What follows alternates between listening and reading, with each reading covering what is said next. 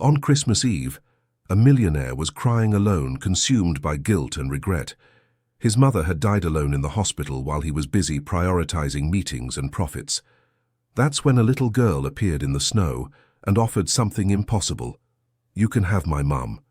If this beautiful story of overcoming hardship and love has you hooked, don't forget to subscribe to our channel and let us know what city you're watching from.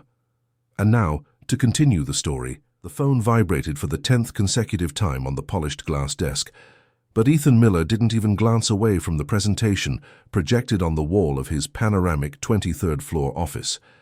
The numbers from the latest merger danced in colorful graphs as he gestured with surgical precision to the 3 Japanese executives seated before him.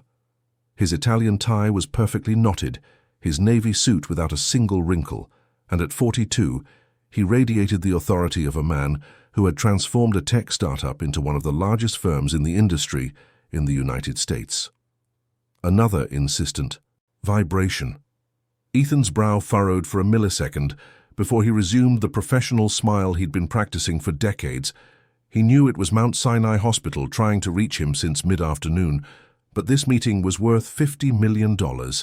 His mother, Lucy, had been admitted a week ago with pneumonia, but the doctors had assured him it was just a matter of adjusting her medication. She would be fine, just like she always was. He would call as soon as he finished closing the most important deal of the quarter. "Miller-san, these numbers are impressive," said Takashi, the CEO of the partner company, flipping through the report with approval. "But we need to discuss the implementation timelines before we sign." Ethan adjusted his cuffs and braced himself for another 2 hours of negotiation. It was Christmas Eve, but for him, holidays were just obstacles on the corporate calendar. He hadn't celebrated anything in years, not since his father died when he was 8, and he decided that feelings were a luxury successful men couldn't afford. Work was his religion, numbers were his language, and contracts were his form of prayer. The phone stopped ringing. When they finally shook hands and the Japanese executives headed for the elevator, Ethan felt the familiar adrenaline of victory coursing through his veins. Another empire conquered, another zero added to the company's net worth. He loosened his tie and poured himself a 30-year-old single malt scotch, watching New York City light up with Christmas decorations through the bulletproof glass. The city buzzed 23 floors below, but up here he reigned alone over his empire of gilded solitude. That's when his cell phone rang again. This time it was Dr. Peterson, the family's private cardiologist. "Ethan, I need to speak with you urgently." The doctor's voice was tense. "Where are you?" "In the office, closing the merger with the Japanese. Why are you calling me? I thought Lucy was getting better." Silence. "Ethan, your mother passed away 2 hours ago. There was a sudden respiratory complication. We tried to contact you, but..." The scotch glass slipped from Ethan's hand, spilling the golden liquid across the $50,000 Persian rug. The doctor's words echoed in the silent office like cannon fire. 2 hours. She had died alone 2 hours ago while he was debating profit margins and delivery schedules. The city lights seemed to blink in Morse code, transmitting a message he couldn't decipher.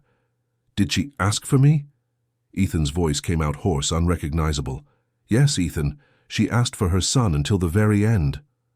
The cell phone slipped from his trembling hand, falling onto the scotch-soaked rug.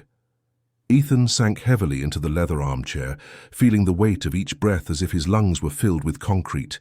He looked around the office that was his fortress, his trophies of success lined up on the shelves, the magazine covers featuring him as Entrepreneur of the Year framed on the walls.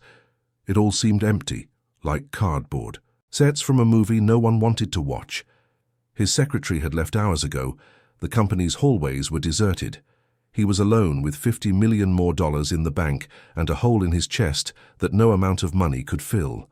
Lucy, who had raised him alone after his father died in a workplace accident, who had sold their family home to pay for his engineering degree, who saved every newspaper article where he appeared as if they were sacred relics, had died calling his name. Ethan loosened his tie completely and walked out of the building, like an automaton. The doorman wished him a Merry Christmas, but the words sounded distorted, as if coming from underwater. On the street, the chilly December wind cut his face, but he barely felt it. He walked aimlessly along sidewalks littered with flyers for Christmas sales, passing by cheerful families carrying wrapped gifts and children pointing at the illuminated store windows. He stopped in front of Central Park, where he used to play as a child on the rare Sundays his mother got a day off from her 2 jobs. The park was nearly empty at this hour, just a few couples and parents pushing strollers along the lit paths. Ethan sat on the first bench he found, a worn wooden bench under an old oak tree that had lost all its leaves. There, surrounded by the distant hum of the celebrating city, Ethan Miller, the tech mogul, the man on the lists of the country's most influential people, cried like he hadn't cried since he was 8 years old. Hot tears streamed down his cold face as he hugged his own knees, feeling smaller than the orphan boy he once was. His phone buzzed incessantly with congratulatory messages about the deal, but each vibration was like a stab, reminding him that he had chosen money over love, ambition over humanity. "Why are you crying, mister?" The childish voice made him lift his head abruptly. Before him stood a little girl, about 5 years old, wearing a faded red coat and a striped beanie that covered unruly brown locks. Her large brown eyes stared at him with pure curiosity, without judgment or fear.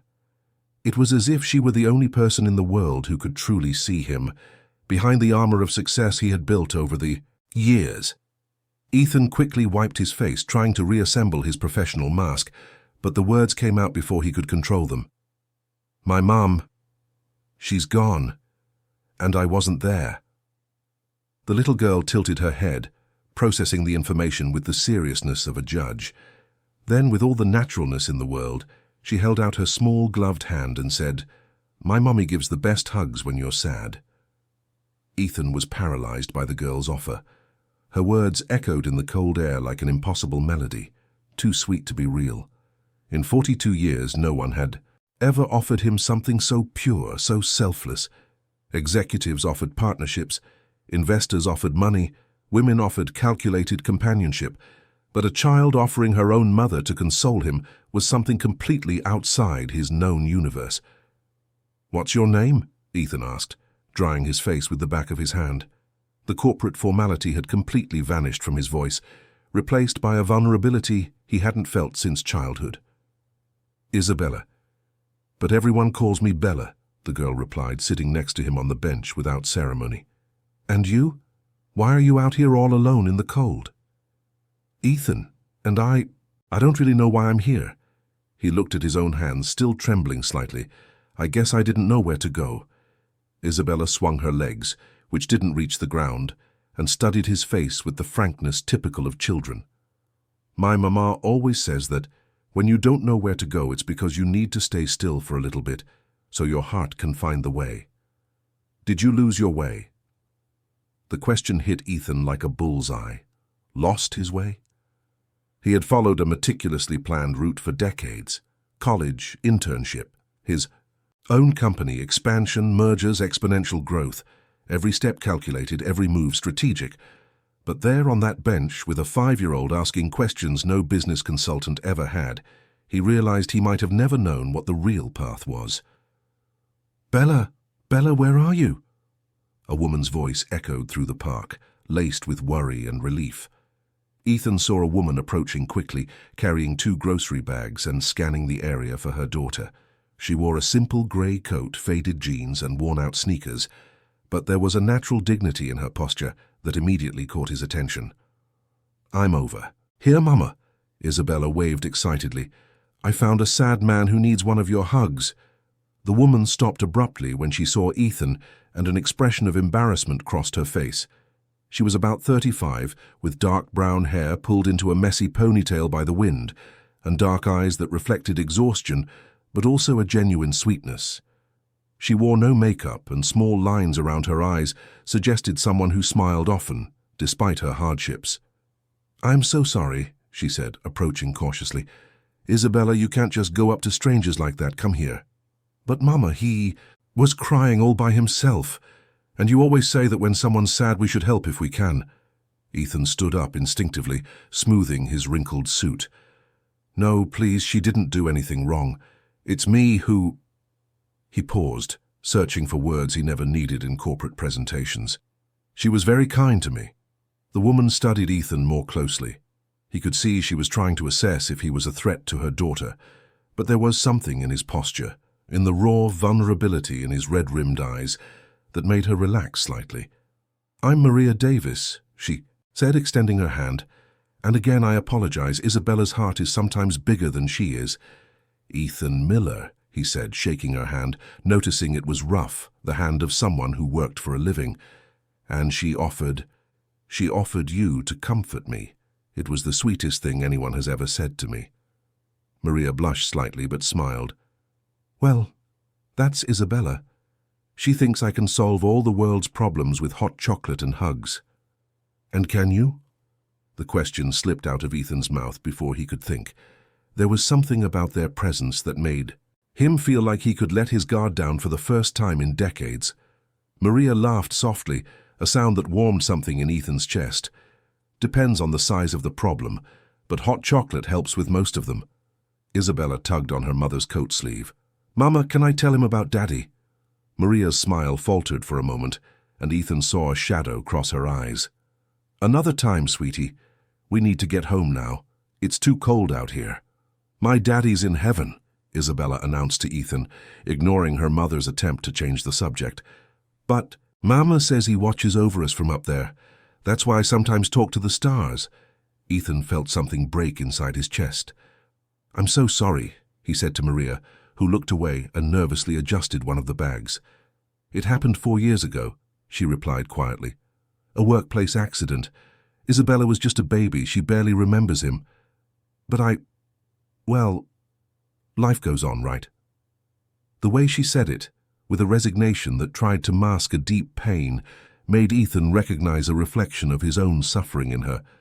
Two people who had lost the main love of their lives, who built fortresses around their hearts to keep functioning.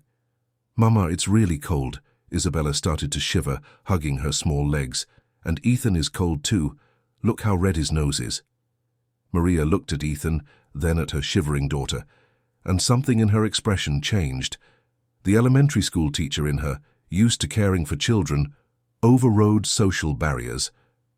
"Look, I know this is going to sound strange, but our apartment is right near here. If you don't have any plans—" She hesitated, clearly struggling with the propriety of the invitation. "Isabella is right about my hot chocolate, and you look like you're going through a tough time." Ethan looked at them, the little girl shivering but smiling hopefully. The brave mother offering hospitality to a stranger on Christmas Eve. At any other point in his life, he would have politely declined, called an Uber, and returned to his empty penthouse apartment. But there, with his heart still bleeding from the loss of his mother and his soul starved for genuine human connection, he heard himself say, Yes, if it's not too much trouble. My mother died today." The words came out raw, unfiltered, and he saw their impact on Maria's face. Her eyes filled with instant compassion, and she took a step toward him. "Oh my God, I'm so sorry. Of course you can come. No one should be alone on Christmas Eve after a loss like that." Isabella took Ethan's large hand with her small mittens. "Come on, Ethan. Our house is small, but it's warm, and there are funny pictures of me when I was a baby." As they walked through the illuminated streets, Ethan carrying one of Maria's grocery bags without being asked, he wondered what magnetic force emanated from this small family. It wasn't pity nor charity. It was something deeper, cleaner. It was humanity in its purest form. Their apartment was in a simple 4-story walk-up in Queens. There was no doorman, the elevator made strange noises, and the paint on the walls was peeling. Ethan, accustomed to the luxury of his high-end condo building, should have felt uncomfortable. Instead, as he climbed the stairs behind Isabella, who chattered about the neighbors and the cat on the 3rd floor, he felt a strange anticipation in his chest. When Maria opened the door to the small apartment and turned on the lights, Ethan stepped into a world completely different from his own. The walls were covered with children's drawings, books were stacked on every available surface, colorful pillows were scattered on the floor, and a small artificial Christmas tree was decorated with clearly handmade ornaments. The entire apartment could fit into the living room of Ethan's penthouse, but it radiated something his home never had. Life. "Welcome to our little chaos," Maria said, taking off her coat and hanging it on the door. "Isabella, go change out of those damp clothes while I make the hot chocolate." Ethan stood in the living room, taking in every detail. There were photos of Isabella at every stage, from baby to now, but her father appeared in none of them. On top of the small television, a single picture frame showed a young man holding a baby, clearly Maria's late partner. The apartment told the story of a woman who had rebuilt her life alone, raised a daughter with love and dignity, and turned a small space into a true home. "Ethan," Maria called from the open-plan kitchen, "how do you like your chocolate?" Ethan realized. He didn't know how to answer. It had been years since he'd had hot chocolate. "However you make it will be great." As she stirred the pot on the stove, Ethan noticed how economical and precise her movements were. A person used to doing everything herself, to being efficient because there was no alternative. But there was care in every gesture, as if preparing that chocolate was an act of love, not just a household chore. Isabella returned wearing pink unicorn pajamas, dragging a worn-out teddy bear. "Ethan, do you want to meet Barnaby? He's my bear who protects me from nightmares." Ethan knelt to be at the girl's level, something he had never done with any child. "Hello, Barnaby," he said solemnly, shaking the bear's paw. "It's a pleasure to meet you." Isabella laughed, a crystalline sound that echoed through the small apartment. "He likes you. See how he winked?" In that moment, with a child laughing, the smell of hot chocolate wafting from the kitchen, and a woman humming softly as she cooked, Ethan Miller felt something he had completely forgotten existed, the feeling of being home. But he also felt something more dangerous, the certainty that when this night was over, returning to his empty life would be impossible. The hot chocolate arrived at the table in 3 mismatched mugs, one with Sesame Street characters, another plain white with a small chip on the handle, and a third with the phrase, "World's Best Teacher," printed in colorful letters. Ethan held the mug Maria offered him, feeling the warmth seep into his cold hands. It was homemade, made with boiled milk and cocoa powder, simple like his mother used to make when he was a child. The taste instantly transported him to the small kitchen where he grew up, where Lucy would prepare the same chocolate on cold winter nights. "Is it good?" asked Isabella, licking the chocolate mustache that had formed on her upper lip. "It's perfect," Ethan replied, and it was true. "I haven't had real hot chocolate in years." Maria sat in the worn armchair next to the sofa where Ethan was, observing him with discreet curiosity. "What do you mean, real?" "Well?" Ethan hesitated, realizing how absurd his life would sound to them. "I used to go to restaurants that serve Belgian chocolate, or those gourmet chocolates from expensive coffee shops. But this tastes like care, like home." The words slipped out unfiltered, and Ethan was surprised by his own vulnerability. Maria lowered her eyes, stirring her own mug distractedly. "Isabella taught me how to make it," she said quietly. "When Brian died, I couldn't really cook for weeks. I had no appetite, saw no point. But she kept asking for hot chocolate, because that's what her dad used to make for her on weekends. So I had to learn, to keep some tradition alive." "Brian was your partner?" "My fiancé. We were going to get married the year he—" Maria paused, watching Isabella play with her bear on the rug. "He died 3 months before the wedding. Isabella was 2 at the time." Ethan felt his chest tighten. "I'm so sorry. It must have been terrible to raise a child alone while dealing with your own grief." "At first, I didn't think I could do it," Maria admitted, her voice almost a whisper. "There were days I could barely get out of bed. But she needed me. And in the end, taking care of her is what saved me. It forced me to keep living." "Mama?" Isabella approached, climbing onto the sofa, to snuggle next to her mother. "Are you talking about Daddy Brian?" "I am, sweetie. Ethan lost his mommy today. So we're talking about people we love who have gone away." Isabella studied Ethan's face with the seriousness of a child who, despite her young age, already knew the pain of loss. "What do you remember most about your mommy?" The question hit Ethan like a punch to the gut. Tears began to well up in his eyes again. But this time he didn't try to hide them. "She used to sing while she cooked," he said slowly, "always off-key, but she didn't care. And when I had nightmares, she would sit on my bed and tell me stories until I fell back asleep." "What kind of stories?" "Stories about a brave boy who built castles with his own hands and helped everyone in the town." Ethan smiled through his tears. "I think she wanted me to believe I could be anything I wanted." Maria watched him in silence, and he saw recognition in her eyes. The recognition of someone who also carried the pain of loss, who also fought to honor the memory of a loved one. "And you built your castle," she said softly. "I've seen your name in the papers a few times, Ethan Miller of Miller Tech. You're that Ethan?" He nodded, bracing for the inevitable shift in her behavior. It was always the same.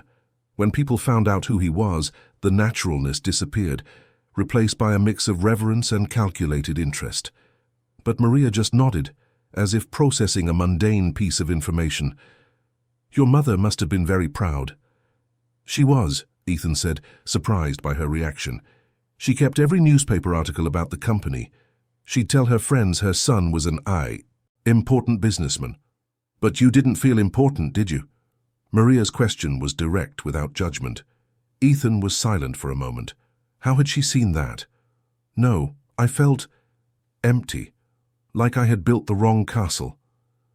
"Mama," Isabella interrupted, "I'm hungry. Can we have dinner?"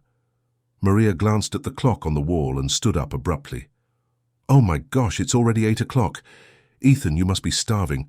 Let me see what we have here." She went to the kitchen and opened the refrigerator, taking a quick inventory. "It's not much. I have some eggs, cheese, bread. I can make an omelette." "You don't have to go to any trouble for me," Ethan protested, but his stomach rumbled audibly, betraying the fact that he hadn't eaten since breakfast. "Nonsense. On Christmas Eve, no one goes hungry in my house." Ethan approached the kitchen, watching Maria crack eggs with efficient movements. The space was tiny, with a small fridge, a 2-burner stove, and a countertop that could fit 2 people at most. A world away from his gourmet kitchen that he rarely used for more than reheating takeout. "Can I help?" Maria looked at him, surprised. "You cook?" "Honestly, no. But I can learn." She laughed, a sound that was becoming familiar and comforting to Ethan. "All right, you can slice the cheese while I whisk the eggs." While Ethan awkwardly sliced the cheese, Isabella set plates and silverware on the small dining table in the living room. It was a table for 4, but it clearly always served just 2. The third chair was pushed against the wall, gathering dust, a silent reminder that this family had once been larger. "Ethan," Isabella called, "do you have any kids?" The question caught him off guard. "No, I never got married." "Why not?" The simplicity of the question demanded an equally simple answer, but the truth was too complex to explain to a child. How could he say that he had chosen success over love so many times that he had forgotten how to love, that he had closed his heart after his father died, vowing never to be vulnerable again? "I guess I never found the right person," he said finally. "But did you want to?" Ethan looked at Maria, who was pretending to be focused on the omelette, but was clearly listening to the conversation. "Yes, I think I did." The answer came out more honestly than he intended. For years he had convinced himself he didn't need anyone. That loneliness was an acceptable price for success. But here, in this small apartment, watching how Maria and Isabella cared for each other, how they turned a simple omelette into a moment of connection, he realized he had been lying to himself for decades. Dinner was served at the small table, the 3 of them squeezing around the tight space. The omelette was perfect, simple but seasoned with love. Ethan couldn't remember the last time he'd had such a delicious meal. "Tell me a story about when you were a kid," Isabella requested between bites. "Well," Ethan thought for a moment, "when I was about your age, my mom worked 2 nights a week cleaning an office building. Since she couldn't leave me home alone, sometimes I'd go with her. And what did you do? She'd let me play in the empty offices. I'd pretend I was an important executive, sit in the big chairs and talk on an imaginary phone, closing big deals." Ethan laughed at the memory. I think that's where my dream of having my own company was born. Your mom must have been so happy when you made it, Maria commented. She was, but she was also worried. Ethan stopped chewing, a painful memory surfacing. She always said she was afraid I'd get lost in all the success. She said the boy who played in the empty offices was happier than the man who owned them. The silence that followed was heavy. Maria and Ethan looked at each other over Isabella's head, and a silent understanding passed between them. Both had lost essential people. Both were struggling to find meaning in the lives that remained. Was she right? Maria asked softly. Ethan put his fork down, his appetite suddenly gone. Yes, she was. I've spent the last 20 years building a life that impresses everyone but me. And today she died alone because I was in a meeting I thought was more important. Ethan, Maria began, but he cut her off. No, it's true, and you know what's worse? I didn't even feel remorse at the time. I only felt it when I got the call. For years, I thought my mum would always be there, waiting for me, that I could make it all up to her later. But there is no later. There's only now, and I wasted every now I had with her. The confession came out raw, unfiltered. Ethan couldn't believe he was baring his soul to two strangers, but something about that small table, that apartment full of life, made him feel he could drop all his defenses. Isabella dropped her fork and climbed from her chair into Ethan's lap. Don't be sad, she said, hugging his neck. Mama always says the people we love never really go away. They stay right here, she touched Ethan's chest, in your heart. Ethan hugged her back, feeling the small, trusting body of the girl against his chest. When was the last time someone had hugged him without a hidden agenda? When was the last time he had felt truly loved, not for what he owned or could offer, but simply for being human? Ethan, Maria said gently, you can't change what happened today, but you can decide what to do with the pain. You can let it consume you, or you can honor your mother by living in a way that would make her proud. And how do I do that? Maria smiled, her eyes meeting his. I think you've already started. You're here, aren't you? Letting yourself feel, connecting with people. Your mother raised a man capable of love. Don't let success bury that. At that moment, Ethan's phone vibrated with a message. It was his assistant informing him that the press was trying to contact him about his mother's death, and that several meetings scheduled for after the holiday needed confirmation. The reality of his world began to seep into this haven of humanity. Ethan looked at the message, then looked at Maria and Isabella. Two choices lay before him. Return to his old life. Let this night be just an emotional anomaly, or take the first step toward something completely different.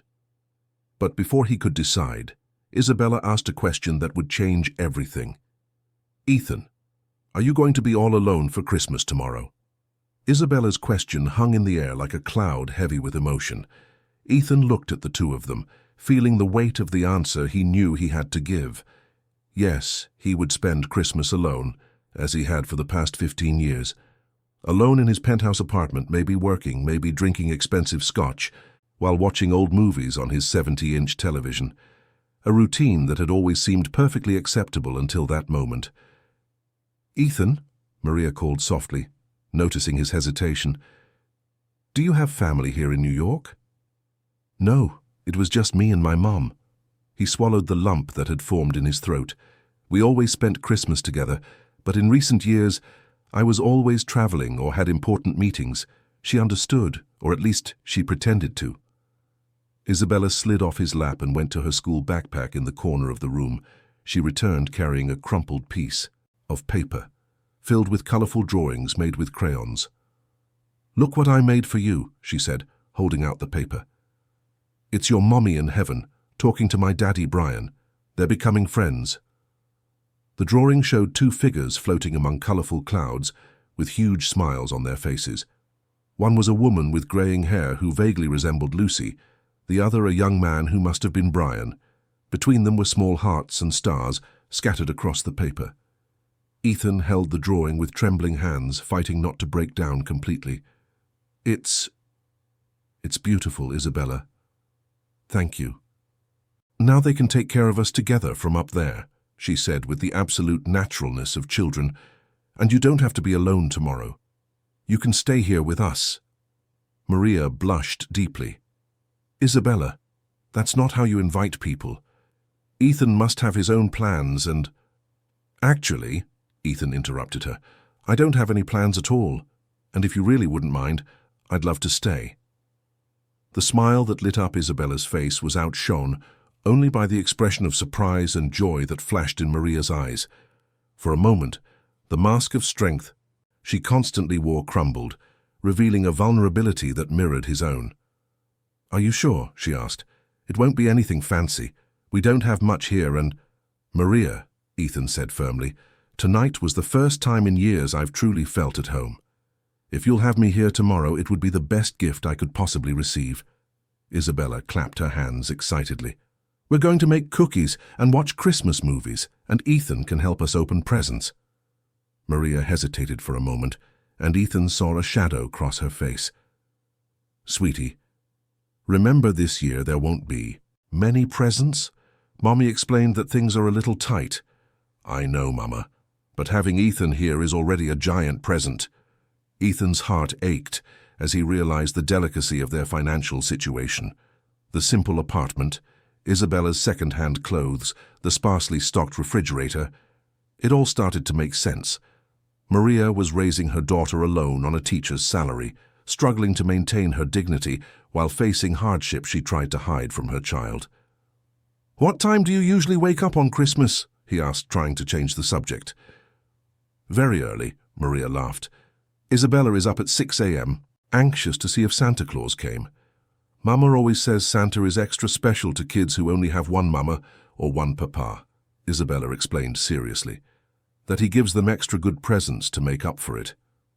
Ethan looked at Maria, seeing the pain she hid behind her smile. How hard it must be to keep the magic of Christmas alive when money barely covered the essentials. How it must hurt to invent explanations for why the presents were simple, to pretend everything was fine when it clearly wasn't. "Well," he said, standing up, "then I'd better get going so you two can get some rest. What time can I come back tomorrow?" "You can sleep here," Isabella exclaimed, "on the couch. That way you can see when Santa comes." "Isabella," Maria protested, mortified. "Ethan, I'm sorry, she has no filter." "Actually," Ethan said thoughtfully, "that's not a bad idea. My apartment is empty, cold. There's life here. You really wouldn't mind?" Maria seemed to struggle with her answer. Ethan could see the conflict in her eyes, the desire for company, to not spend another Christmas with just her daughter, versus the embarrassment of offering such simple hospitality to someone clearly accustomed to luxury. "We'd love to have you," she said finally, "but the couch is small, and we don't have guest linens. I sleep in hotels all the time. Whatever you have is perfect." While Maria gathered sheets and pillows, Ethan took the opportunity to quickly leave the building, saying he needed to get a few things from his car. In reality, he went to the 24-hour pharmacy on the corner, where he managed to buy some basic toiletries, a toothbrush, toothpaste, deodorant. But when he passed a toy store that was just closing, an idea began to form in his mind. He took out his cell phone and called his personal assistant, Carla, who answered despite it being Christmas Eve. "Mr. Miller, I heard the news about your mother. I'm so sorry." "Thank you, Carla. I need an urgent favor. Can you get a few stores to open for me tomorrow morning? I know it's Christmas, but I'll pay whatever it takes." "Of course, sir. What do you need?" "Toys for a 5-year-old girl. Lots of toys. And clothes, children's size, and food for a special lunch. I want it all delivered before 6 a.m. to an address. I'm about to send you." When he returned to the apartment, Maria had made up the couch with floral sheets and a crocheted blanket that smelled of inexpensive fabric softener. Isabella was in the bathroom brushing her teeth, and he could hear her humming a Christmas carol. "Ethan," Maria said quietly, "thank you. Thank you for staying, for making Isabella so happy. It's been a long time since I've seen her this excited." "She's the one making me happy," Ethan answered honestly. "You two are saving me from a terrible night." Maria moved a little closer and he caught the Faint scent she wore, something simple, floral, that came from her skin, not from an expensive bottle. "Can I ask you something?" she said hesitantly. "Why did you never get married? A man like you." "A man like me," Ethan repeated, genuinely curious. "Successful, smart, kind. You must have had plenty of opportunities." Ethan laughed bitterly. "I had opportunities, yes, but they were all with people interested in what I had, not who I was. And over time, I think I forgot who I was behind the money and the success. And who are you?" The question caught him off guard. When was the last time someone had been genuinely interested in the person behind the CEO? "I'm trying to remember," he admitted. "I think tonight was the first time in years I've felt like Ethan, not the CEO of Miller Tech." Isabella appeared in the hallway in her pajamas, carrying her bear Barnaby. "Ethan, you're really sleeping on the couch? That's so cool. It's like we're a real family." The little girl's words echoed through the small apartment, charged with a meaning that neither of the adults could ignore. A real family. 3 people who had known each other for only a few hours, brought together by grief, loneliness, and the basic human need for connection. "Come on, sweetie. Time for bed," Maria said, taking her daughter's hand. "Ethan will be here when you wake up." "Promise?" Ethan knelt to be at her level. "I promise, I'm not going anywhere." After Maria took Isabella to her room and turned off the lights, Ethan was left alone in the dark living room, lying on a couch that was too small for his body, covered with a blanket that smelled like home. Through the thin wall he could hear Maria reading a story to Isabella, their low voices blending into a melody of family intimacy. His cell phone vibrated with a message from Carla confirming that everything was arranged for the morning. Ethan smiled in the dark, imagining Isabella's reaction when she saw the presents. But then a worry hit him. What if Maria was offended? What if she interpreted the gifts as charity, as an attempt to buy their affection? From the bedroom came the sound of Maria softly humming the same Christmas carol Isabella had sung earlier. Her voice was sweet, a little hoarse, full of motherly love. Ethan closed his eyes and let himself be lulled by the lullaby, feeling protected in a way he hadn't experienced since he was a child. But in the middle of the night, he was awakened by a noise in the kitchen. He got up silently and saw Maria sitting at the small table, surrounded by papers, a calculator in her hand and tears rolling down her face. They were bills, piles and piles of bills, with amounts highlighted in red. Ethan hesitated at the doorway, unsure if he should make his presence known or pretend he hadn't seen anything. But when Maria let out a soft sob, muffling the sound with her hand so as not to wake her daughter, he couldn't stand by. "Maria," he called softly. She turned with a start, quickly wiping her face with the back of her hand. "Ethan, I'm sorry. I didn't mean to wake you. I was just organizing some things." He approached and saw the bills spread out. Overdue rent, an electricity bill, Isabella's school tuition, all adding up to a sum that seemed impossible for a teacher's salary. "Maria," he said gently, "is everything okay?" She tried to smile, but the smile crumbled. "No. It's Fanot, I don't know how I'm going to pay for all this. And tomorrow is Christmas, and Isabella is expecting presents I can't afford, and—" Ethan sat down next to her, his heart breaking as he watched the strong woman fall apart in the face of cruel financial reality. "Let me help," he said. "No." Maria's response was firm, almost aggressive. "I don't want your pity or your money. It's bad enough that you're here, making me believe in things that aren't possible." "What things?" "That maybe I don't have to carry everything alone, that maybe someone could actually care about me and Isabella, not just for a few hours on Christmas Eve." Ethan took her hand, feeling the calluses of someone who worked hard to support her family. "Maria, I do care. What's happening between us isn't pity or charity. It's—" "What? What is it, Ethan? You're going to go back to your billionaire life tomorrow and forget we exist. And I'll be left here, more lost than before, because you reminded me what it's like to have someone." The desperation in her voice hit him like a dagger. Ethan realized he had completely underestimated the situation. It wasn't just about money. Maria was protecting herself from an emotional pain that could be greater than the financial one. Before he could respond, the sound of small footsteps in the hallway interrupted them. Isabella appeared, rubbing her eyes, carrying her bear. "Mama, why are you guys awake? Is it Christmas yet?" Maria quickly wiped her tears and forced a smile. "Not yet, sweetie. Go back to bed." But Isabella saw the bills spread on the table, and her expression changed. "Is Mama worried about the papers again?" The simplicity of the question revealed that this wasn't the first time the girl had seen her mother crying over bills. Ethan felt something shatter inside his chest. "Isabella," Maria began, but Ethan stepped in. "Your mama was just helping me understand some boring grown-up stuff," he said, gathering the papers from the table. "Nothing for you to worry about. How about we all go back to sleep so Santa Claus can do his job?" Isabella smiled and let Maria lead her back to her room. When they were alone again, the air between Ethan and Maria was charged with a different kind of tension. "Ethan," she said quietly, "when you leave tomorrow, please don't come back.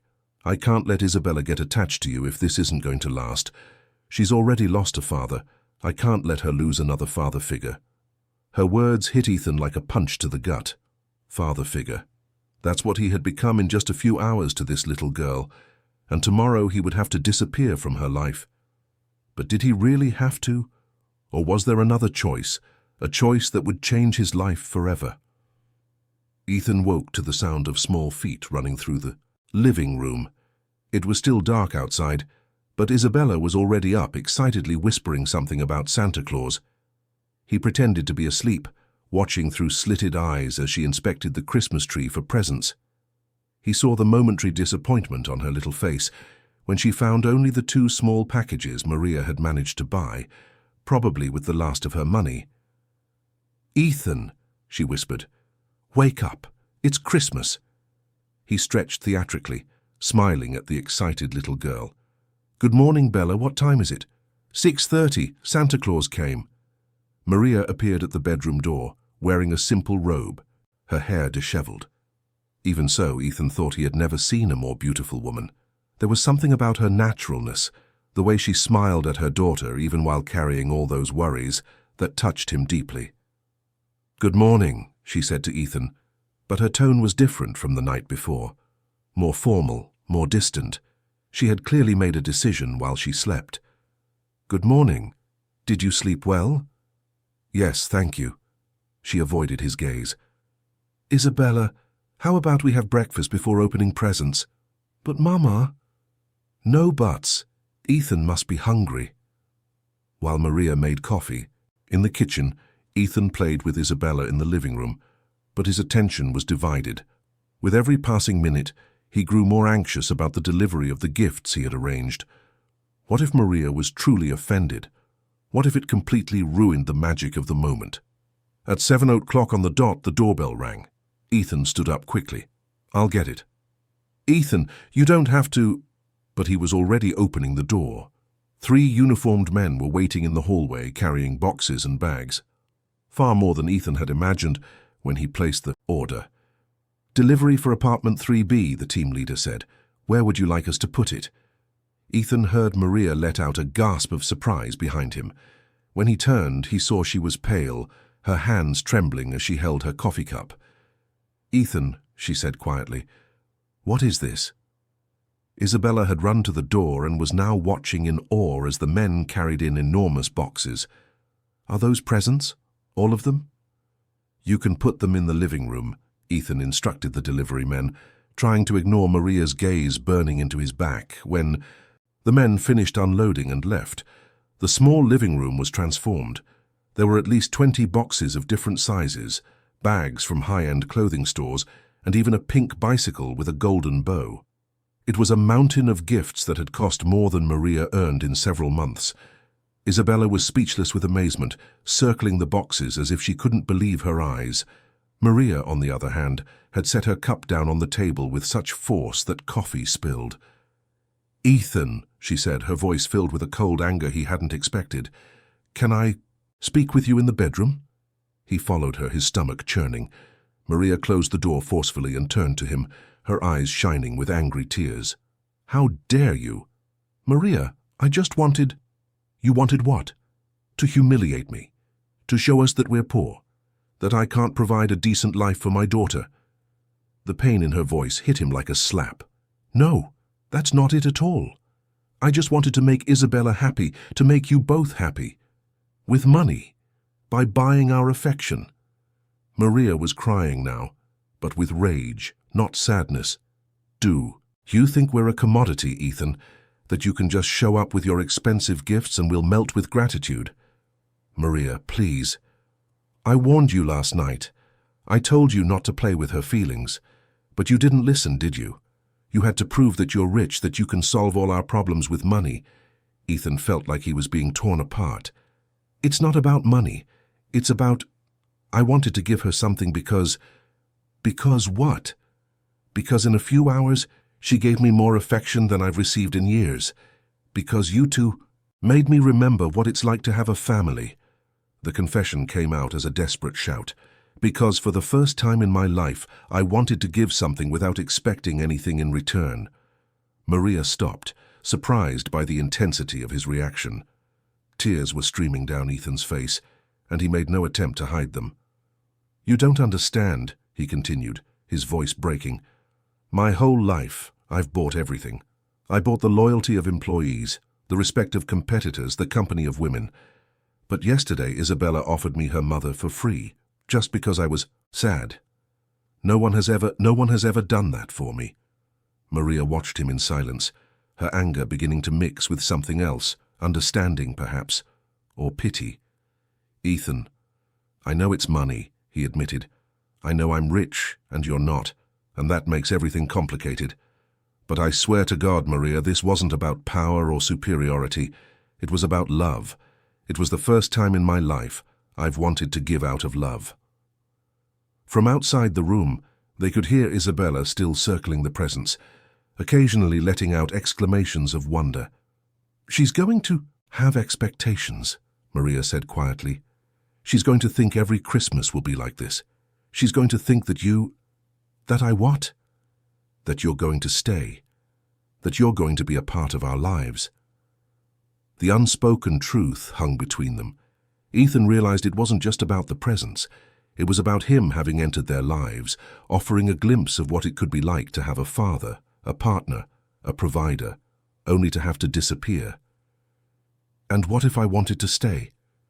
The words left his mouth before he could think. Maria stared at him. What? What if I wanted to be a part of your lives, for real? Ethan, you've known me for 12 hours. And it was long enough for me to know that you two are the most important people I've ever met. Maria sat on the edge of the bed, running her hands through her hair. You're confused, you're grieving, you're romanticizing the situation because you're vulnerable. Or maybe, Ethan said, sitting next to her, maybe I'm seeing clearly for the first time in my life. Maybe losing my mother made me realize what truly matters. Ethan, Mama, Ethan! Isabella's excited voice interrupted their conversation. Come see, Santa brought a bicycle. They left the bedroom to find Isabella perched on the pink bicycle, pedaling in circles around the small living room, her face radiant with joy. It was impossible not to smile at such pure happiness. It's the prettiest one in the world, she exclaimed. Ethan, look. It has a basket on the front and everything. Ethan looked at Maria, seeing the conflict on her face. Anger, gratitude, fear, tenderness, all mixed into an expression too complex to decipher. Bella, Maria said softly, how about we open the other? Presents? The next 2 hours were surreal. Isabella opened box after box, finding dolls, games, beautiful clothes, books, art supplies. With each gift, her joy grew, and it was impossible not to be infected by her happiness. Even Maria, despite all her conflict, smiled watching her daughter so radiant. Ethan, Isabella said when she had finished opening everything, you're the best Santa Claus in the world. The words struck Ethan like a sweet dagger. Santa Claus. Not a father, but Santa Claus. A magical figure who appears once a year and then vanishes. That's exactly what he would be to her, if he honored Maria's request and left. Isabella, Maria said carefully, remember how we talked about not expecting very expensive things? These presents are special because Ethan wanted to be kind to us, but it's not something that will happen all the time. I know, Mama, but that's okay. Now I have memories forever. The innocence of her reply broke Ethan's heart. Memories forever. That's what he would be to them. A beautiful memory of a special Christmas. After lunch, which Maria prepared with the ingredients Ethan had sent along with the gifts, Isabella dozed off on the couch, exhausted from all the excitement. Ethan and Maria stood in the kitchen, washing dishes in silence. "Thank you," she said finally. "For what?" "For making my daughter so happy. For giving us the best Christmas of her life." Maria slowly dried a pan. "But you understand why this has to end here, don't you?" Ethan stopped washing the dishes. "No, I don't. Ethan, you're a billionaire. I'm a teacher. You live in a world where Christmas presents cost more than my annual salary. How could this possibly work? I could change. Change how? I don't know yet, but I can figure it out." He turned to face her. "Maria, last night, for the first time in decades, I was able to sleep without scotch, without sleeping pills. I was able to sleep because I felt at peace. You two gave me peace. And we deserve more than to be your charity project." The word charity landed like a bomb between them. Ethan felt as if he'd been punched. "Is that what you think? That you're charity to me?" "I don't know what to think. You show up in our lives one night, shower us with gifts, talk about love and family. How am I supposed to trust that this is real? How am I supposed to risk my daughter's heart?" Ethan was about to answer when his phone rang. It was Dr. Peterson, his mother's doctor. "Ethan, I need to speak with you. It's about your mother." "What about my mother?" "Can you come to the hospital? It's better if we talk in person." Ethan looked at Maria, who was watching the conversation with concern. "Now?" "Yes, it's important." When Ethan hung up, he felt a cold knot in his stomach. "I have to go to the hospital. My mother's doctor wants to see me." "Everything will be okay," Maria said, touching his arm. "It's probably just some bureaucratic procedures." But as Ethan prepared to leave, a strange feeling washed over him, as if his life was about to change again, and this time it wouldn't be for the better. "Ethan," Maria called as he reached the door, "when you come back, maybe it's better if you don't come up. Isabella will understand. I'll explain that you had to travel." He stared at her, feeling his heart shatter. "Maria, it's better this way, for everyone." Ethan nodded, even as every fiber of his being screamed against the decision. He left the apartment feeling like he was leaving behind the only chance at happiness he'd ever had. But if he had known what Dr. Peterson was about to reveal, he would have realized his problems were only just beginning. Mount Sinai Hospital was nearly empty on Christmas Day. Ethan walked through the silent corridors, his footsteps echoing on the waxed floors as a sense of déjà vu washed over him. Just hours before, he had left here an orphan. Now he was returning, not knowing why, but with a bad feeling in the pit of his stomach. Dr. Peterson was waiting for him in his office, dressed in casual clothes instead of his usual white coat. The grave expression on his face made Ethan automatically sit in the chair across from the desk. "Thank you for coming, Ethan. I know it's Christmas Day, but this couldn't wait." "Doctor, what happened? Is there a problem with the arrangements?" Dr. Peterson opened a drawer and took out a yellowed envelope, clearly old. "Your mother gave this to me 3 years ago, with specific instructions to give it to you only after she was gone. She said that as long as she was alive, she wouldn't have the courage to tell you the truth." A chill ran down Ethan's spine. "What truth?" "Ethan, your mother didn't die from complications of pneumonia. She had pancreatic cancer for the last 8 months. It was advanced. The pneumonia was just the final blow." The world seemed to stop. Ethan heard the words, but they didn't make sense. "Cancer? But why didn't she tell me?" "Because she knew you, son. She knew you would drop everything to take care of her, and she didn't want you to sacrifice your life for a battle that was already lost from the start." Ethan held the envelope with trembling hands. "She knew she was going to die?" "For months, and she used that time to prepare, to write letters, to get her affairs in order, including this letter for you." Ethan opened the envelope, immediately recognizing his mother's shaky handwriting. The letter was dated 6 months ago. My dearest Ethan, the letter began, if you are reading this, it means I have finally passed on. Please forgive me for not telling you about the illness, but knowing your generous heart, I know. You would have abandoned everything to be by my side, and I couldn't bear to see you sacrifice your dreams for me. Ethan stopped reading, tears blurring his vision. Dr. Peterson offered him a glass of water and waited patiently. Keep going, the doctor said gently. There's something important you need to know. Ethan took a deep breath and resumed reading. There is something I never told you about our money, about how we managed to pay for your college. You always thought I sold our house, but that wasn't quite it. 20 years ago, when you were a sophomore in engineering, a man came to see me. He said he was a relative of yours, your father's brother. Ethan stopped abruptly. A relative? What relative? Dr. Peterson gestured for him to continue reading. This man, Charles Miller, told me that your family had always had money, but that your father had cut ties with everyone after a family argument. When he found out about our situation, through a private investigator, he wanted to help. He offered me money for your education, but on one condition: you could never know. Ethan felt as if the floor was collapsing beneath him. Charles Miller. The name meant nothing to him, but if it was true, Charles said the family regretted the estrangement, but they were too proud to reach out directly. He gave me enough not only for your college, but for our living expenses as well. I promised to keep it a secret, but now that I'm gone, I felt you had the right to know that you've always had family. Ethan's hands were shaking so much he could barely hold the paper. There's more, my son.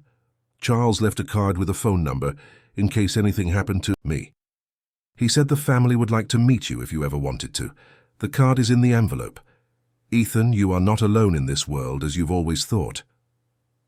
Ethan fumbled in the envelope and found an old business card. Charles Miller, attorney at law. On the back, a phone number was written by hand. Doctor, Ethan said in a hoarse voice, did you know about this? No. Your mother only asked me to deliver the letter. She never mentioned anything about family. Ethan stood up abruptly, walking to the office window. Below New York, city stretched out in every direction, and he wondered how many secrets a city could hold, how many secrets a life could hold. Ethan, Dr. Peterson called. Are you all right? I don't know. Ethan turned around. My whole life, I believed I had no one but her. I built my success thinking it was just the two of us against the world. And now I find out I've always had family, that the money that helped me get started came from relatives I didn't even know existed. Does that change anything? Ethan looked at the card in his hands. It changes everything. It changes the story I've told myself about who I am, about how I got where I am. He left the hospital in a state of shock. He sat in his car in the parking garage, staring at Charles Miller's card. Part of him wanted to call immediately, to find out everything about this mysterious family. Another part felt betrayed, as if his entire life had been a lie. But the dominant part of his thoughts was with Maria and Isabella. How could he go back to them with this new weight on his shoulders? How could he build something real with Maria when he didn't even know who he was anymore? He started the car and drove aimlessly through the empty city. He passed Maria's building 3 times, slowing down each time, resisting the urge to go up. She had been clear. It was better if he didn't come back.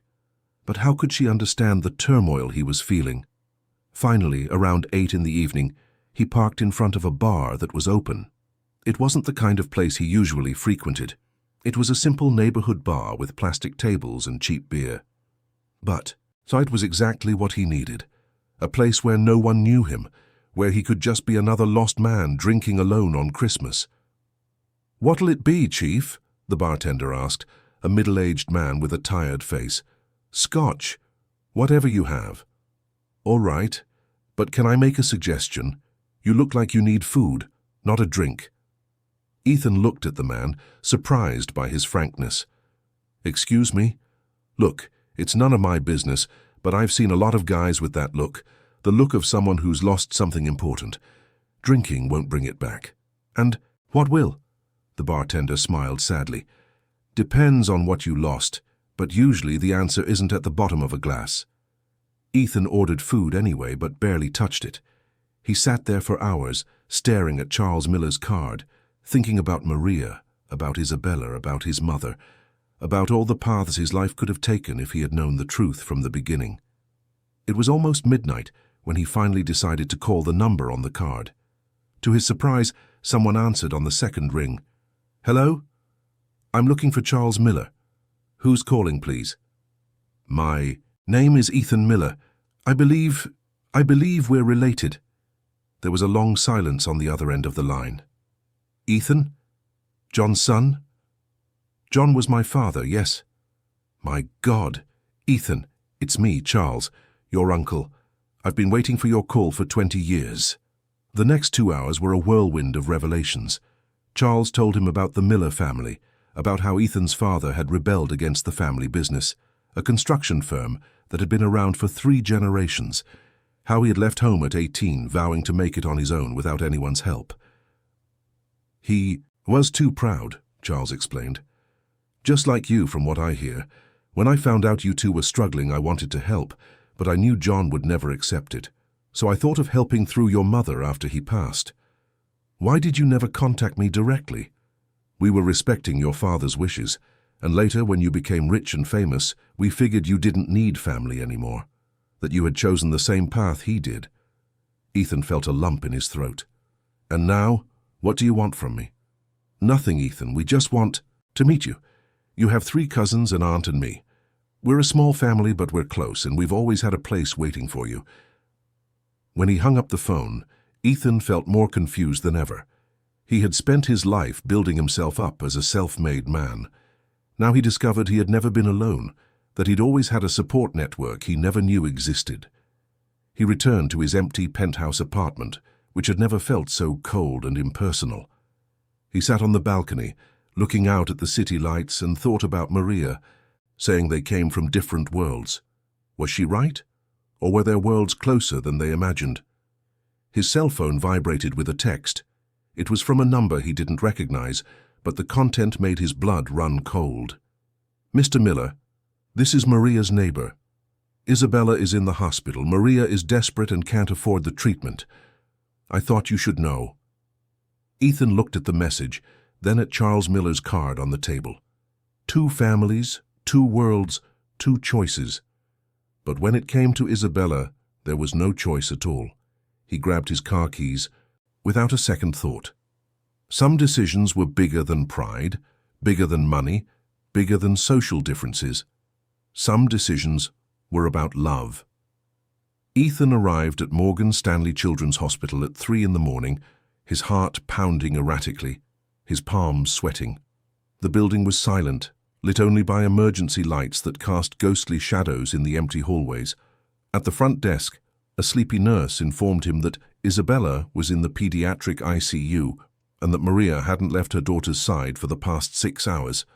When Ethan reached the ICU waiting room, he found Maria sitting alone in a plastic chair, still wearing the same clothes from Christmas, now wrinkled and tear-stained.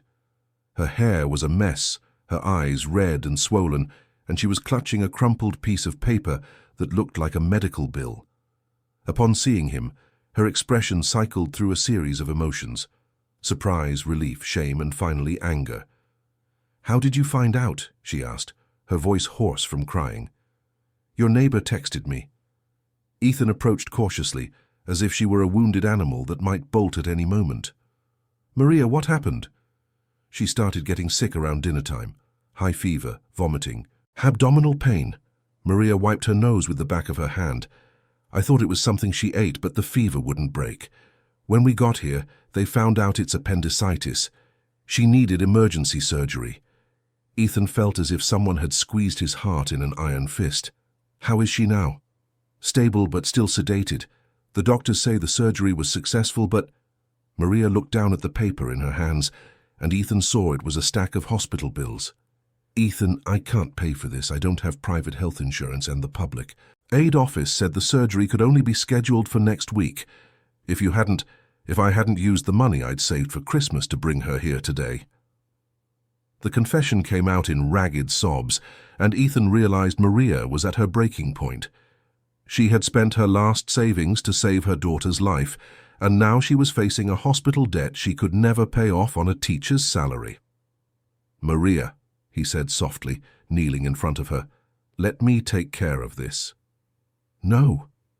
The response was sharper than she intended, making a nurse glance their way. "I can't accept it. I've already made a big enough mistake letting you into our lives." "A mistake?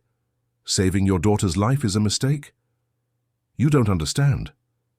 Maria stood up abruptly, walking to the window that overlooked the hospital's dark garden. "Ever since Brian died, I swore I would never depend on anyone again, that I would take care of Isabella on my own, my way, with dignity. And now I'm here begging you to pay the bills I can't afford." Ethan approached, stopping a few feet away. "You're not begging, I'm offering." "It's the same thing. You'll pay, I'll owe you a huge favor, and then what? I spend the rest of my life being grateful, being dependent. Is that what you want? A broken, grateful woman you can collect as a trophy for your kindness?" The accusation hit Ethan like a slap. "Maria, how can you think that of me? Because that's what rich men do. You buy people, you buy gratitude, you buy love. And I'm not for sale, Ethan. Neither am I, nor my daughter. And what if I told you it's not about buying anything? That it's about love?" Maria laughed bitterly. "Love? You've known me for 2 days. How can you talk about love?" "Because I've never felt anything like this in my life." Ethan moved closer, his voice thick with emotion. "Because in 42 years, you two are the only people who have made me feel truly human. Because when I got that text about Isabella, my world fell apart." "Ethan." "No, let me finish. You're right about one thing. I've spent my life buying everything. I bought loyalty, I bought respect, I bought companionship. But what I feel for you two can't be bought, Maria. This is real. And if you can't accept my help out of pride, then at least accept it for Isabella." Maria turned, tears streaming down her face. "And then what? What happens after you pay for everything? You leave, and I'm stuck here, owing more than I can ever repay. Isabella will ask about Uncle Ethan every day, and I'll have to make up excuses. What if I didn't leave? Ethan, don't make promises you can't keep." "Why are you so sure I can't keep them?" "Because you're a billionaire and I'm a teacher. Because you live in a world where Christmas presents cost more than my annual salary. Because—" She stopped, struggling for words. "Because I've been through this before." Ethan frowned. "What do you mean?" "Not with you, with Brian." Maria sat down again, her strength failing her. "He came from a wealthy family too. His parents hated me, said I was a gold digger, that I was only with him for his money. When they found out I was pregnant with Isabella, they offered me money to have an abortion or disappear." The revelation hit Ethan like a punch to the gut. "What did you do?" "Brian stood up for me, fought with his family, left home. We were together, poor but happy. And then he died, and they didn't even show up to the funeral." Maria looked at Ethan with a mixture of pain and defiance. "So forgive me if I don't trust rich men who promise eternal love." Ethan sat beside her, processing everything he had just heard. "Maria, I'm not Brian, and I'm not his family. No, you're worse, because you're richer, more powerful, and when you get tired of playing house with the poor family, you'll have far more resources to just disappear." They sat in silence for a few minutes, the weight of her words hanging between them. Just then a nurse appeared at the waiting room door. "Miss Davis? The little girl is waking up. Would you like to see her?" Maria stood up quickly but faltered as she started to walk. Ethan realized she hadn't eaten or had anything to drink in hours and was on the verge of collapse. "Maria," he said, steadying her arm, "you need to eat something. I'll stay with her while you—" "Don't touch me," she pulled away sharply. "Don't pretend you care just to feel better about yourself." Ethan withdrew his hand as if he'd been burned. "Maria, Save your pretty words, Ethan, and save your money too. I'll find a way to pay these bills, even if I have to work 3 jobs for the rest of my life." She walked toward the ICU, leaving Ethan alone in the waiting room. He sank heavily into the chair she had occupied, still warm from her body, and picked up one of the hospital bills she had dropped. The numbers were staggering. Even for someone with his income, they represented a significant sum. For Maria, they were impossible. Ethan took out his phone and called his assistant, even though it was the middle of the night. Carla answered on the second ring. She knew that when he called at odd hours, it was urgent. "Mr. Miller." "Carla, I need you to contact the Chief Financial Officer of Morgan Stanley Children's Hospital. Now." "Sir, it's almost 4 in the morning." "I know what time it is. Call him. Offer whatever it takes for him to pick up the phone, and tell him I want to discuss the bill for a patient named Isabella Davis, pediatric ICU." "Yes, sir. Anything else?" Ethan hesitated for a moment, looking toward the ICU where Maria was with her daughter. "Yes. I want you to research the Miller construction family. Find everything you can on them, on the company, on what happened with my father." "Miller, sir? As in your last name?" "Exactly like my last name." After hanging up, Ethan paced the waiting room, trying to process everything that had happened in the last few hours. He had discovered he had a family, that his life story was based on lies, that the woman he was falling for saw him as a wealthy predator, and that the child who had become the center of his world was fighting for her life just a few feet away. Half an hour later, his phone rang. It was the hospital's CFO. "Mr. Miller, this is Dr. Albertini, CFO of the hospital. I understand you wish to discuss the account of patient Isabella Davis. I want you to cancel her entire debt, now." "Sir, the bill is already approaching $200,000 between the surgery, ICU, medication. Cancel all of it, and I don't want the child's mother to know it was me. Make up a story. About insurance, a social grant, anything, but she can never find out." "Mr. Miller, this is highly irregular. Doctor, I donate $3 million a year to this hospital. I think I can ask for a favor." There was a pause on the other end of the line. "Of course, sir, I'll arrange everything immediately." Ethan hung up and sat back down, feeling both relieved and guilty. He had solved Maria's financial problem, but dishonestly. She would never accept the help if she knew the truth, so he had deprived her of the choice. Just then he heard hurried footsteps in the hallway. Maria appeared, running, her face pale and her eyes wide with terror. "Ethan!" she screamed, momentarily forgetting all her anger. "Something's wrong. Isabella is having seizures, and the doctors can't stop them." Ethan shot to his feet, feeling the world spin around him. What did they say? That it could be a reaction to the medication, or a complication from the surgery. "They took her to an emergency room and told me to wait here." Maria was shaking violently. "Ethan, what if I lose her? What if she doesn't?" For the first time since they met, Maria threw herself into Ethan's arms, forgetting all barriers and pride.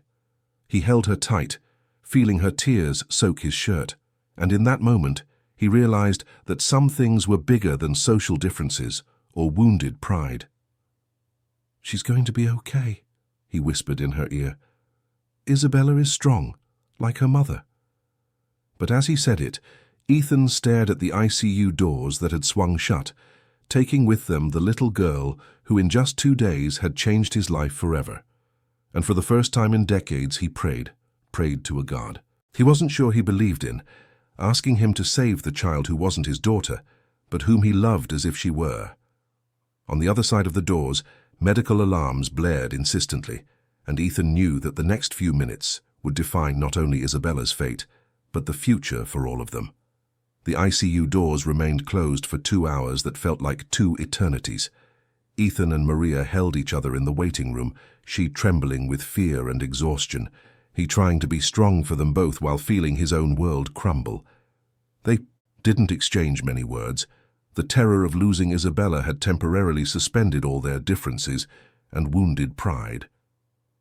It was 5 in the morning when Dr. Santana, the pediatric surgeon, finally appeared at the door. His face was tired, but a relieved smile played on his lips, making Ethan and Maria jump to their feet. "How is she?" Maria asked, grabbing the doctor's arm. "Stable. The seizures have stopped, and we found the cause. It was a rare allergic reaction to one of the post-op antibiotics. We've already switched her medication, and she's responding well.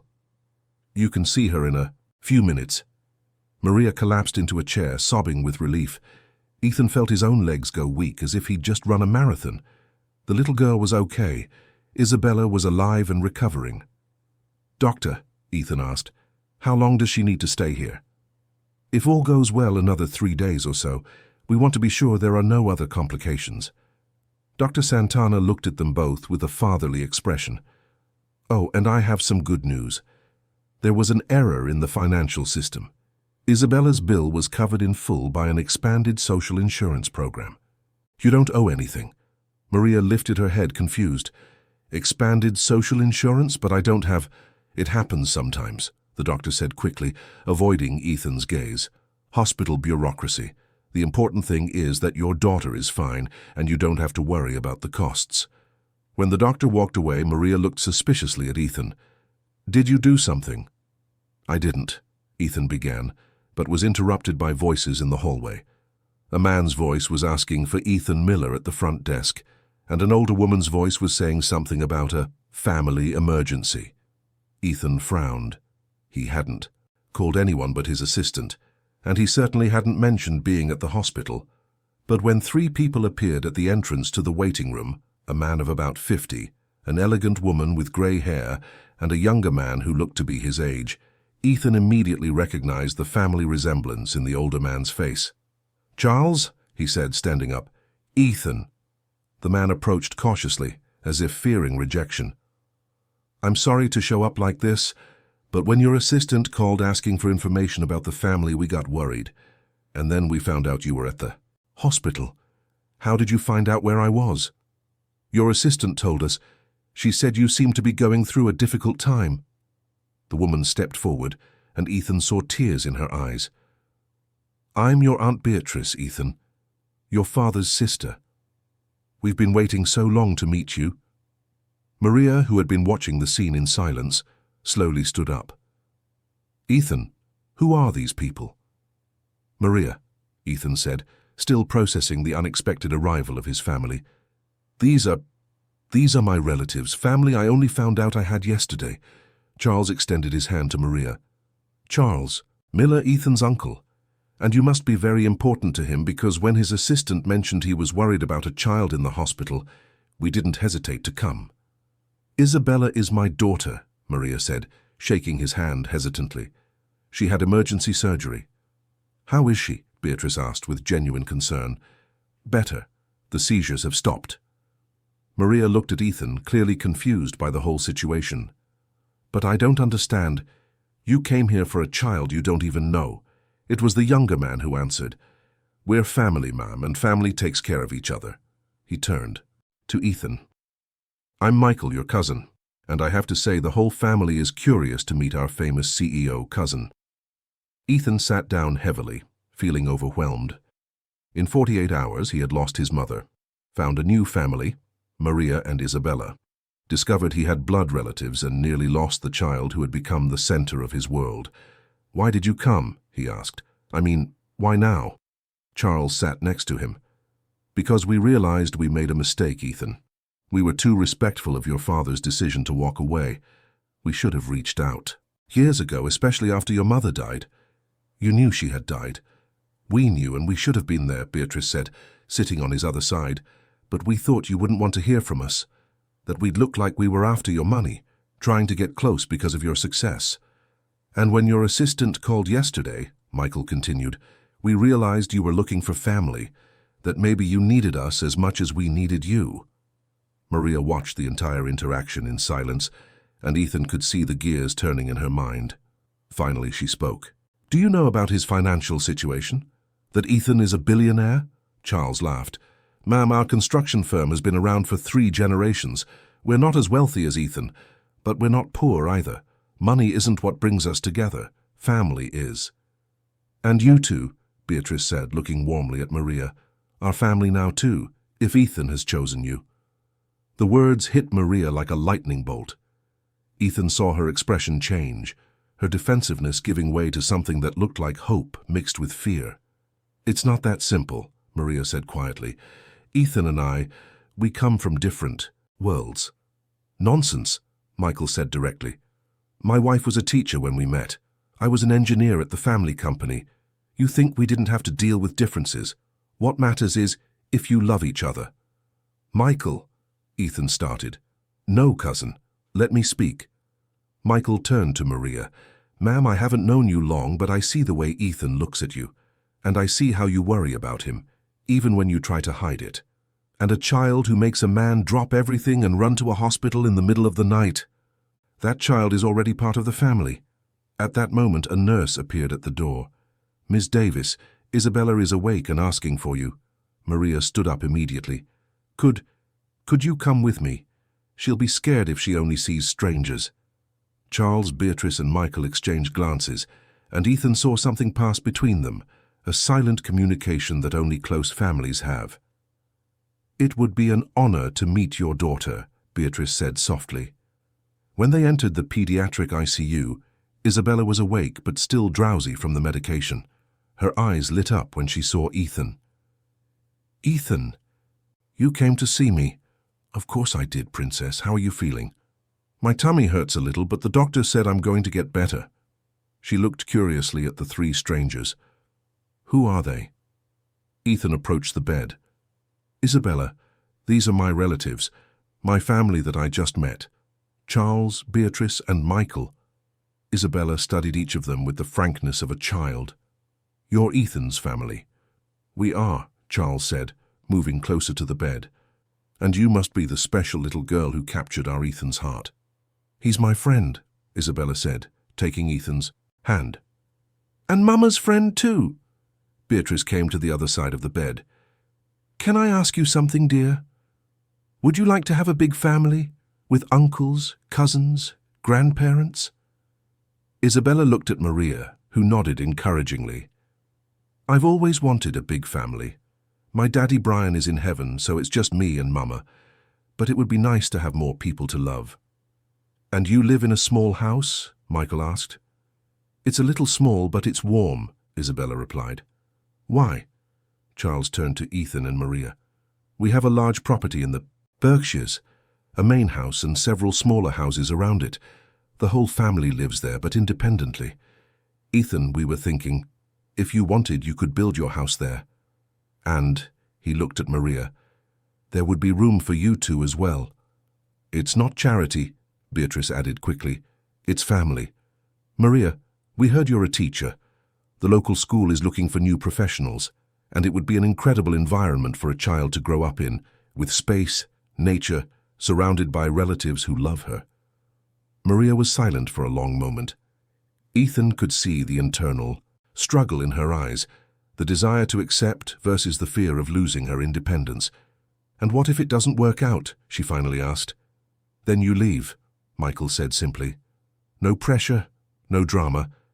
But Ethan found you two, and we found Ethan. Maybe it's time we all stopped being afraid to be happy." Isabella tugged on Ethan's hand. "Ethan, am I going to have a real big family?" Ethan looked at Maria, seeing tears in her eyes, but this time they were tears of hope, not despair. "If your mama agrees," he said softly, "we're all going to have a real big family." Maria moved to the bed, taking her daughter's free hand and Ethan's. "I think it's about time I stopped being afraid," she said, her voice thick with emotion. Yes, we want to be part of this family."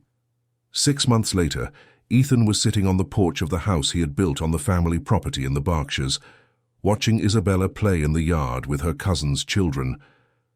Maria was in the kitchen with Beatrice, preparing the Sunday lunch that had become a family tradition. The company was still running smoothly under Ethan's supervision, though he now worked from home most of the time. Charles had become his business mentor, and together they were expanding both Miller Tech and the family's construction firm. Maria was teaching at the local school and had quickly become one of the town's most beloved teachers. Isabella, initially shy, was now the center of attention for the entire extended family, surrounded by uncles, cousins, and a 90-year-old great-grandmother who spoiled her endlessly. "Ethan!" Isabella came running up, her hair messy from playing. "Michael said you and Mama are going to get married. Is it true?" Ethan smiled, revealing the small ring he had been hiding in his pocket for 2 weeks, waiting for the right moment. "What do you think? Would you like me to be your real dad?" Isabella's eyes shone. "Of course. Then I'll have a daddy in heaven and a daddy here on earth. And you can take me to school and come to Christmas parties and everything." "Then I think I'd better go ask your mama," Ethan said, standing up and taking Isabella's small hand. "Shall we?"